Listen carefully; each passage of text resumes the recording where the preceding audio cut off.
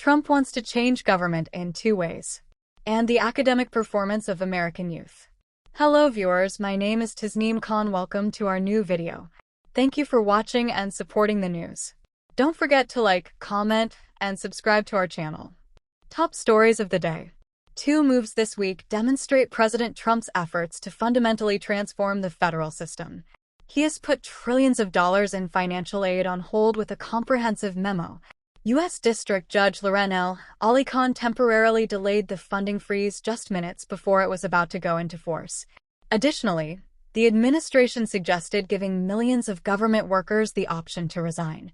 Headphone federal employees had the choice to quit and still get their salaries through September. Asma Khalid of NPR tells Up First that the goal of this action is to reduce the size of the government and bring employees into line with Trump's agenda. The White House confirmed that direct programs like Medicaid, Social Security, and food stamps would not be affected, despite the initial order causing uncertainty and mayhem. Trump's measures follow his decision to halt almost all foreign aid, demonstrating that his efforts go beyond domestic expenditure. Right arrow, take a look at all of the executive orders that Trump has issued in his first week in office, along with the effects they have had on individuals and important industries. Senators will hear from Robert F. Kennedy Jr. today regarding his plans in the event that his bid to head the Department of Health and Human Services is approved. This is the first of 2 hearings for the position, which is in charge of important health organizations like the National Institutes of Health, the FDA, and Medicare.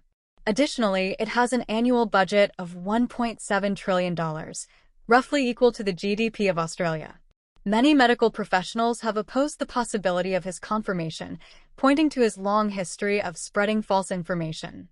Headphone. According to NPR's Selena Simmons-Duffin, Kennedy has been an anti-vaccine campaigner for decades, accepts the disproved idea that vaccines cause autism, has made millions suing vaccine manufacturers, and denies HIV causes AIDS, among other things.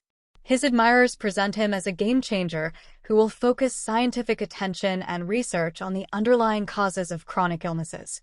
Today is the release of the nation's report card scores. Every 2 years, the report provides an overview of the country's reading and maths performance using data from the National Assessment of Educational Progress.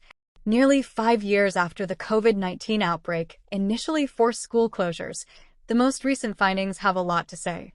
Headphone. According to Corey Turner of NPR, a significant learning loss was observed in 2022 when the nation tested a large sample of 4th and 8th graders.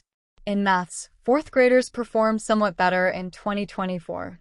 But those scores haven't returned to their pre-pandemic levels.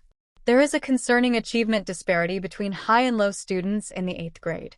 According to Turner, the epidemic exacerbated the reading and maths reductions, which had begun some 10 years earlier. Report cards, according to researchers, point out areas in which children struggle but don't explain why or how to solve them. Los Angeles's protracted, hot summer created the conditions for the wildfire catastrophe by drying out foliage and plants, which made them more flammable. Winter rain had not yet come, thus the drought continued. Furthermore, gusts above 80 miles per hour were brought on by the strong Santa Ana winds. Recent research has shown how these wildfires bear the marks of climate change.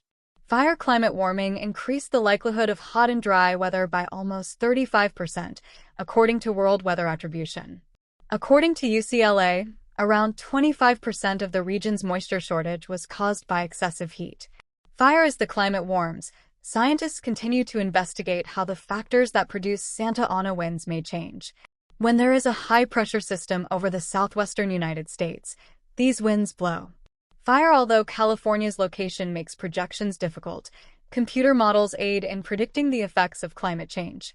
Emily Kwong, reporter and co-host of Shortwave, participated on one of the monthly night hikes organized by a group of naturalists in the D.C. metropolitan area.